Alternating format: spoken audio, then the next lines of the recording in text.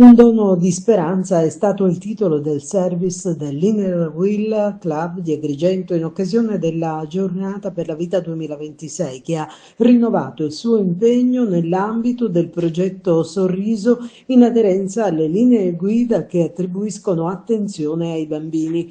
Obiettivo del club, retto da Patrizia Di Giovanni Vitellaro, sono state le madri che affrontano la complessa sfida della maternità in contesti di estrema fragilità.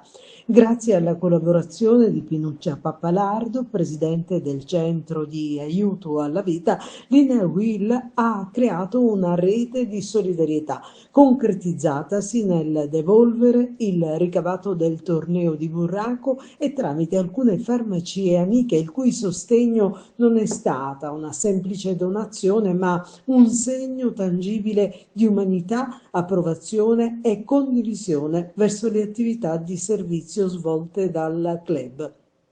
Quest'ultimo infatti ha raccolto e donato latte specifico, omogeneizzati, prodotti per l'infanzia e attrezzature essenziali per neonati e bambini nel loro primo anno di vita.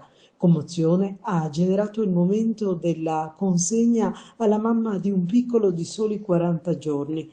È stata una settimana intensa, ha detto la presidente Patrizia Di Giovanni Vitellaro, faticosa ma rigenerante, che ci ha restituito il senso più puro del nostro operato. Oggi, gratificati e commossi, il nostro cuore batte più forte, conclude. Da un piccolo gesto siamo arrivati ad un grande service collettivo, accendendo una luce di speranza per un futuro migliore.